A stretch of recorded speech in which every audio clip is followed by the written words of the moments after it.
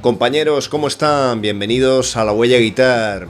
Ni siquiera un pequeño constipado me va a privar de compartir con vosotros algunos de los detalles, de los secretos nunca relevados de una de las canciones más importantes de la historia del rock, Paranoid, de Black Sabbath.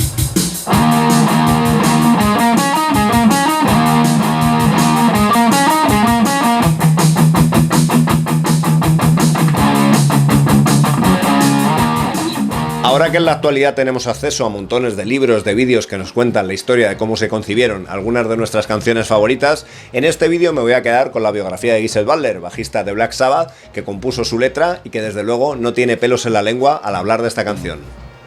¿Por qué el grupo se negaba en principio a incluir esta canción en su segundo álbum?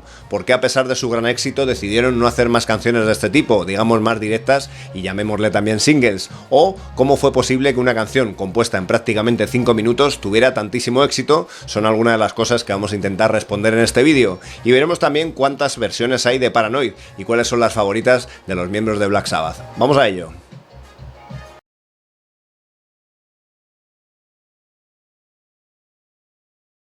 Empezamos hablando de por qué se compuso la canción. Lo cierto es que el grupo, a la hora de acabar su segundo álbum, pues necesitaban completar una serie de minutaje, en este caso unos 3 o 4 minutos. De hecho, ese fue el motivo por el que esta canción es mucho más corta que el resto de las canciones del álbum y del resto de las canciones que normalmente hacía Black Sabbath.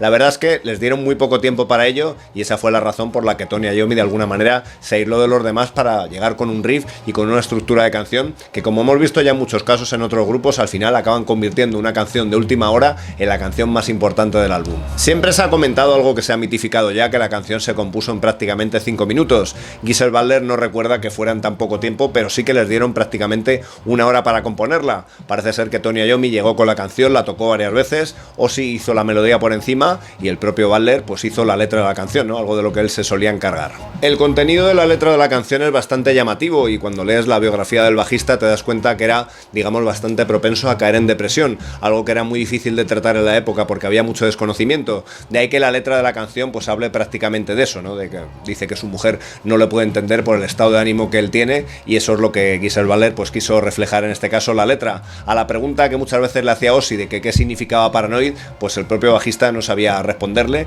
pero ambos coincidieron en que sonaba muy bien como título de la canción, ¿no? Lo cual pues también deja un poco que ver esa sin razón muchas veces de canciones que luego pues se hacen muy universales. La razón por la que el grupo en principio se negó a que esta canción tuviera tanto peso en el disco, recordemos que al final pues el disco se acabó llamando también Paranoid, era porque no querían este tipo de canciones con formato de 3 minutos, es decir, directamente singles, ya que pensaban que iban dirigidos pues a un público que no era el suyo, es decir, que ahora mismo se interesaban por tu canción y por tu banda, pero al rato se interesarían por otro grupo distinto, ¿no? Esa es la razón por la que Sabbath no quería, pues por ejemplo, ver incluido este Paranoid entre canciones como War Pigs o Iron Man en ese disco.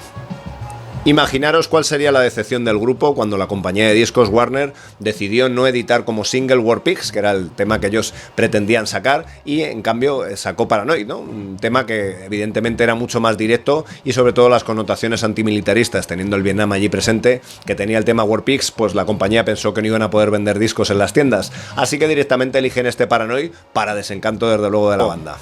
No solo esto trastocó los planes del grupo, sino que dejó una de las peores portadas de álbum que los propios miembros de la banda no pueden defender. Esa portada de Paranoid que en principio iba a ser la de War Pigs y que al final no se cambió, es decir, quedó la portada pensada en principio para War Pigs como la portada de Paranoid, con ese tío con un casco y un sable que, como digo, el propio grupo no puede defender para nada. Evidentemente la canción fue todo un exitazo, algo que Black Sabbath no se esperaba y que tuvieron que tragarse sus palabras pues cuando vieron que esta canción les abría a un público mucho mayor. Su aparición en el Top of the Pops hizo que, por ejemplo, los padres de Geezer Butler, como dice en su biografía, se dieran cuenta de que su hijo estaba haciendo algo importante en la música, ¿no? Algo que hasta entonces pues no habían sabido digerir bien. Sin embargo, esto trajo sus consecuencias, ya que se dieron cuenta de que, evidentemente, llegaban a un público mayor, pero que no era exactamente el público al que ellos querían llegar.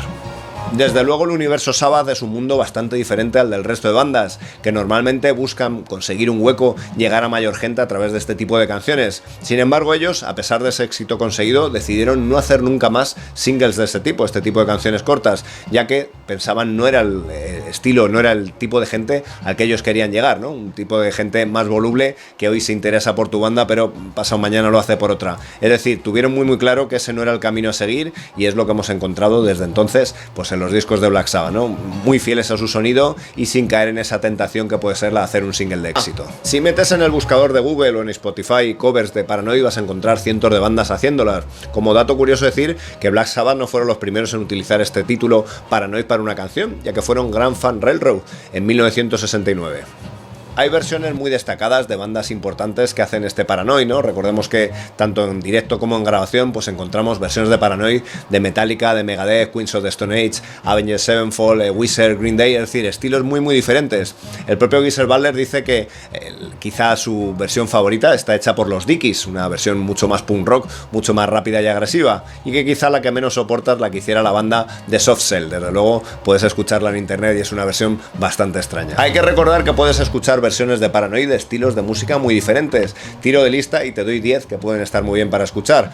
Digamos que un sonido más metalero en los temas de Mystic Prophecy, State of Mind, un sonido mucho más doom en la versión de Type O Negative, medio tiempo stoner, Elephant Tree, una canción a mayor velocidad en Cool Sorcery, Rockabye Baby, que es una canción de cuna prácticamente para niños, con una versión de Paranoid, The Deep, en un entorno más soul, High Seat Dixie, tocadas con banjo, un rollo más hard rockero 80 a cargo de Vince Neil y George Lynch, y el metal industrial de Ministry, que desde luego pues hacen que esta canción valga prácticamente para cualquier estilo.